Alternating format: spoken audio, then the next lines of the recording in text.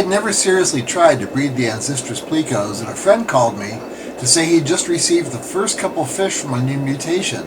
He had spawned them and asked if I'd be willing to raise up the fry for him, sell them, and we'd split the proceeds. The young produced by this fish were not at all consistent, and of the first 200 or so fry that I received, only 6 could be considered long-finned fish with a slight green cast to them. My friend decided not to keep them going, and I decided I'd figure out how to breed them for myself. That was over 7 years ago, and 3 of those years were spent understanding that these plecos were fairly picky about their breeding cave, and I didn't see consistent breeding until I provided a cave that they preferred. I tried many types of PVC, and PVC would never do, nor would the majority of the pleco caves available on the internet, and I bought quite a few and tried a number of them. Eventually I started getting spawns in an oval-mouthed ceramic cave made by a friend. From there I discovered that if the interior is too bright, it doesn't feel secure enough for them, and if it's too dark, such that they cannot see the back of the cave, then they won't enter it. We then found out that when multiple females were used, often the dominant female will feed off of and hang near the cave exterior, and they like to hang out on a darker color than the interior of the cave, so we put grooves on the outside of it to attract food particles and to help with algae growth. The result is that the cave is often taken over by a male within 48 hours after being put in a tank, and the females will often stay near the cave exterior. Lastly, a small hole is provided on every cave so that the cave can be lifted gently and easily out of the tank with a coat hanger or a piece of wire. The caves are made watertight for this reason, and you can lift out the cave, gently shake out the newly born fry. Often the male will stay braced within the cave, and then you can set the cave back down in the bottom of the tank with little overall disruption of the aquarium. I also always try to leave the male with at least 20 or 30 young to raise, and then catch and pull out the survivors later. This way, hopefully the male will continue to breed. To better adapt these plecos to these caves, I have been using miniature versions of the full-size caves in the young grow-out tanks. However, friends were having luck breeding their plecos, some smaller species, with the smaller caves, so I started producing them for sale as well. And one of the issues with testing these caves is that once a male takes possession of it, particularly if he spawned in it, the fish understandably don't want to be separated from their cave. So in some of these videos you will see a pleco that is still with a much earlier version.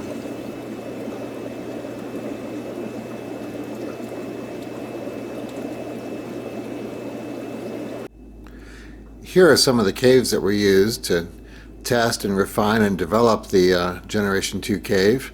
The caves on the far left are some of the first, about half of the caves that were used in the first, before the first generation were pulled together. A number of different substances, different colors, different sizes. Then the second row in are the Generation 1 caves, and these were actually sold for a while. And we started experimenting with getting the color of the outside and the inside to what was best for the fish, what they responded to best. And then these next 2 rows are the Gen 2 caves. So the larger regular sized Generation 2 cave is this second row in from the right, and then a smaller training cave is here on the in front, and they're a small duplicate of the bigger full size caves.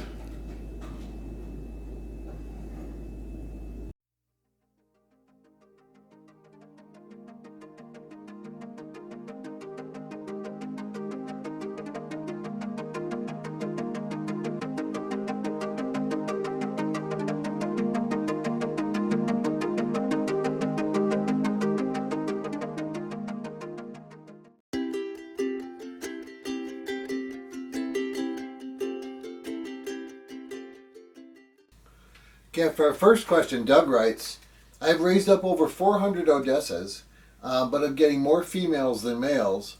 Does that happen to you? I'm watching for some really nice males. Is there anything you can do so that you'll get more mutations? And then he writes down and later on the email, they're fed twice a day, and because my space is limited, I remove the slow growers and only keep the biggest, healthiest fish. And I think the answer to your questions and what you wrote there, there's actually two things going on here. When you are raising the Odessas up, the males tend to grow a little bit slower than the females. I used to have a similar problem with the Iliodons early on. When I was sorting the Iliodons for good color and such, I didn't realize that by pulling fish that had poorer color, I was inadvertently choosing all my females, and I would end up then with batches when they grew out being heavy males. In the case with the Odessas, the males tend to grow out a little slower than the females do.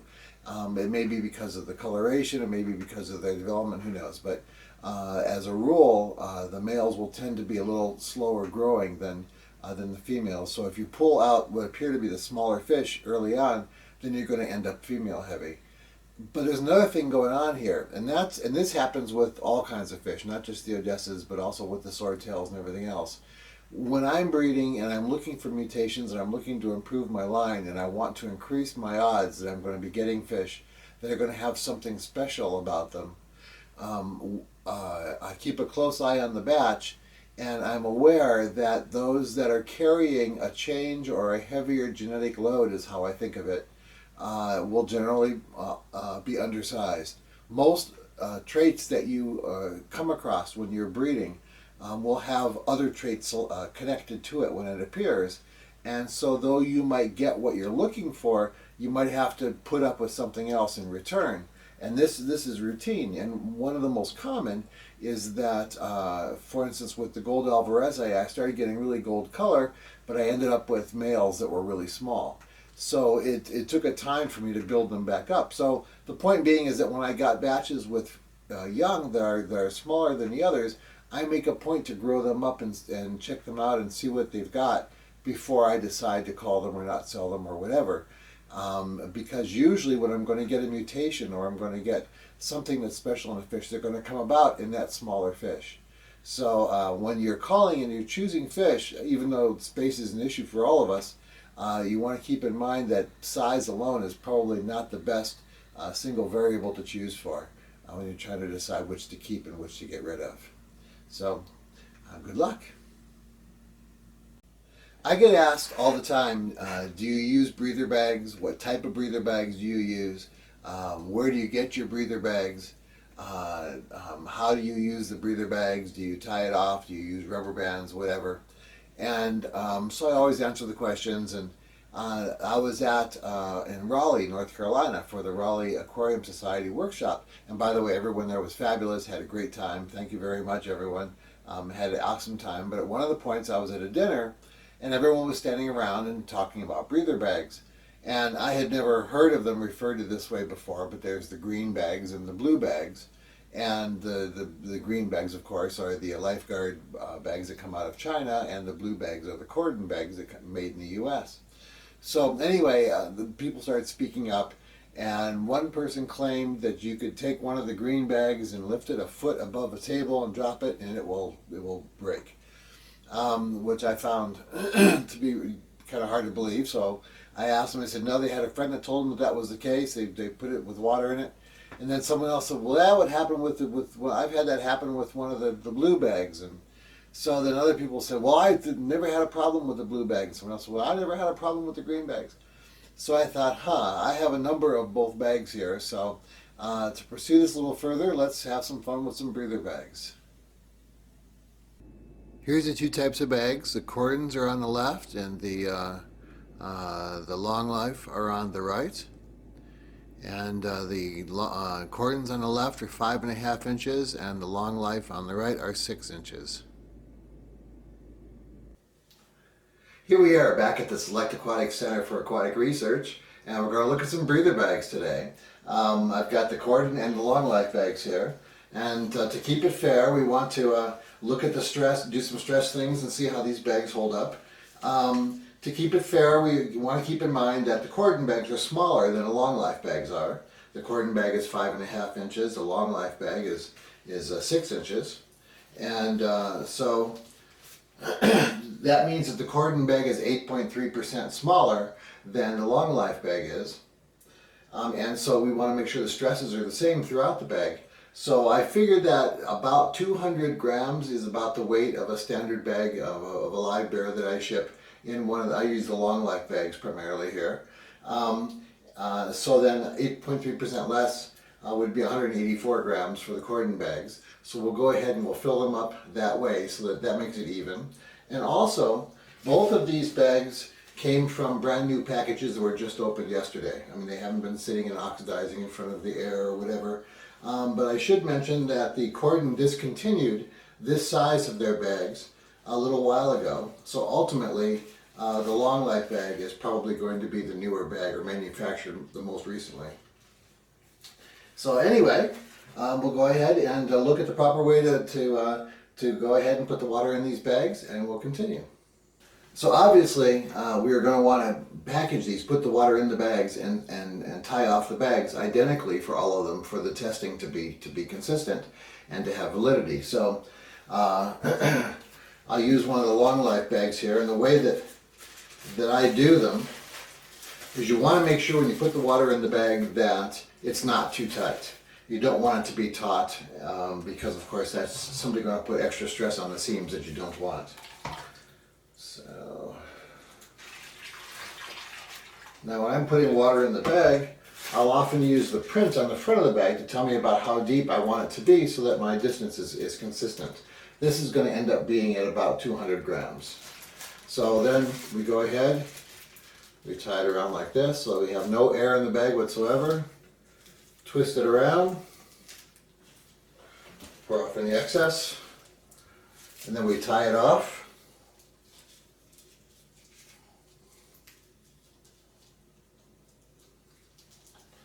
And give yourself a little bit of play so the bag is not taut and it has some a little bit of give to it. And this is the ideal way to put a bag together. So this is how I package all the bags and how I'll do them all for this experiment. Here are all the bags filled with water that's been dyed with methylene blue so we can see if they leak or if there's any problems, or when they do break or leak, we'll be able to see it easily. On the left here are the long life bags, and then on the right are the cordon bags. There were none put back. These were just taken right out of the bag. So as you can see, as they're tied off and sitting here on white paper, that none of them are leaking. So they're all in good shape. So we're going to take them on up to the lab and start seeing what we can do to to break a couple of breather bags. Okay, so we're about ready to go here. So what we'll do is we'll use 3 bags of each company for each drop that we do, and we'll do a drop at 1 foot, because that's where the discussion that triggered all this came about, where someone said that the long life bags would break at 1 foot. And then we'll try again at 2 foot, and then we'll try again at 4 foot, and then at 6 foot. And so that because bags can weaken after repeated attempts, we'll go to new bags after every other try. So every bag will only be used twice, and then it'll be set aside. So we'll go ahead and get started. Okay, dropping from 1 foot. This is the cordon bag. Made it.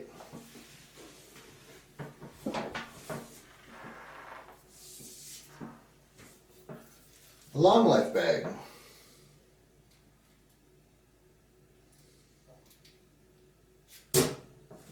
Nice solid hit. Cordon bag. Yeah. Made it all right. A long life bag.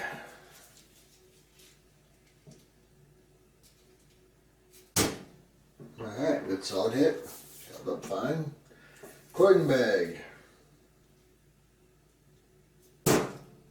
Alright. Long life bag.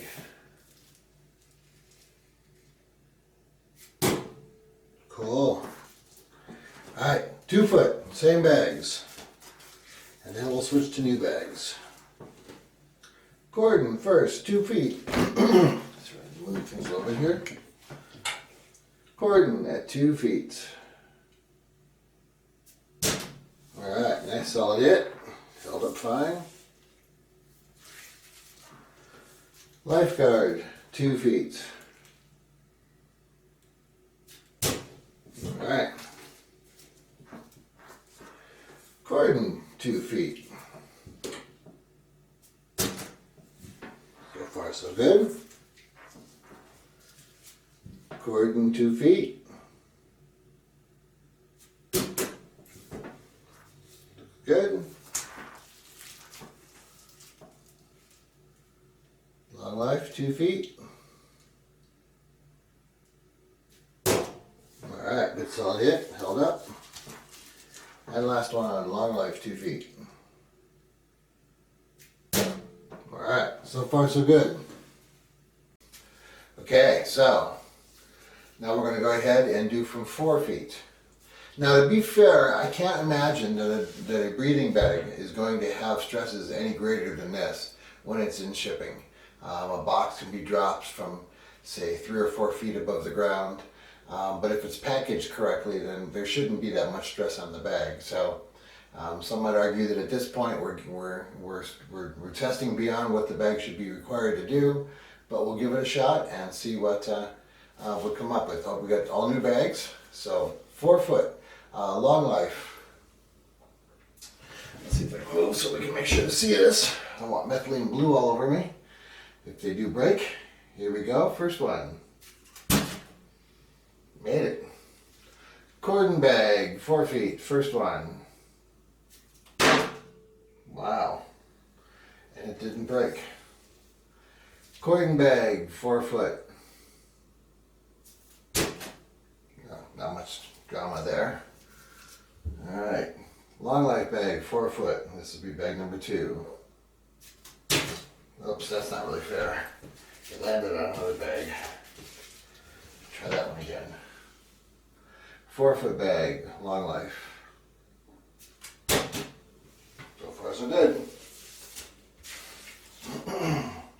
Okay, one more bag of each. Cordon bag, 4 foot. So far so good. Long life bag, 4 foot. Cool. Alright, we're going to use these same bags and we're going to go up another foot. Okay, we're going to use those same bags and now we're going to go from 5 foot.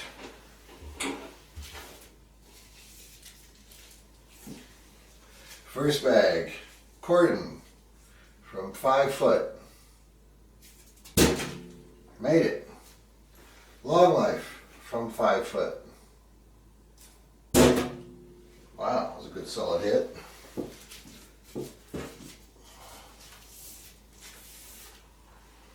Okay, the next two. Cordon from 5 foot. Made it. Long life from 5 foot.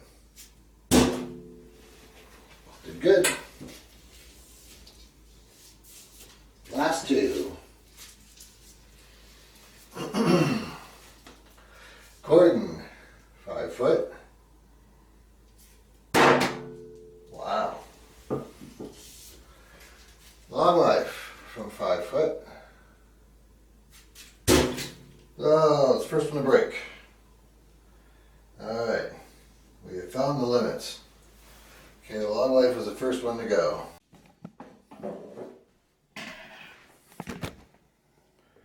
Gotta make sure to catch all the damage here. Okay, last one to the drop test. Cordon bag from 6 foot. First one. Here we go. Made it. Long life, 6 foot. Just out of the way.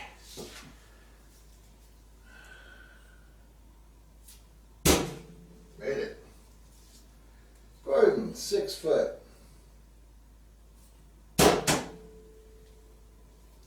Long life, 6 foot.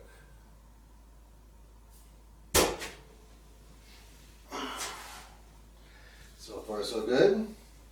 Cordon, 6 foot.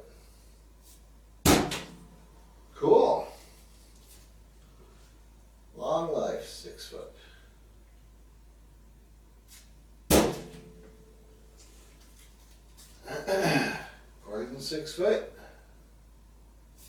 And long life 6 foot. All made it. We just lost one bag. And that was on its second drop at 5 foot for the one of the long life bags. So for those of you who don't or won't use breather bags because you think the technology isn't quite there yet, or you've heard that they can be really inconsistent, that's not entirely true. I mean, granted, we only hear about the ones that break. We don't hear about the good ones that make it through. But my luck with them has been pretty good. And I'm probably close to 10,000 bags now since I started Select Aquatics. I'm not trying to advocate for breather bags. It's just that they have worked really well for me. I had 2 boxes go out last spring to 2 universities back east, and each box had 90 individually bagged fish in them. And no one was more surprised than I, but both boxes arrived and I didn't lose a single fish. So they can be depended upon if you put them together correctly. If you're always putting bags together that are too taut because you feel you need the water, then go with a bigger bag. Then that way you're going to have a much greater chance that it's going to arrive and be in good shape. So anyway, I hope I answered some questions about breather bags for you. Thanks. Thank you for watching this video on Pleco caves. And the next one is going to be on mechanical and biological filtration, which are a result of conversations I've had with many customers over the last couple of years. It occurred to me the other day, I was going through the tanks, because here I'm breeding so many different things, that I actually have over a dozen different types of filtration here. And so I put together a video that divides them up as to whether they are mechanical or biological, what the differences are, and hopefully it'll help you in your fish room as well. So as well, I'm also going off the 2-week schedule just a little bit because shipping season is getting kind of busy. And but I've got a number of videos in the pipeline, and I'll keep them coming. So thank you very much for watching, and if you've got any questions or things you'd like to have seen in the videos, please go ahead and write me, and I'm more than happy to add them into what I'm doing. Thank you very much.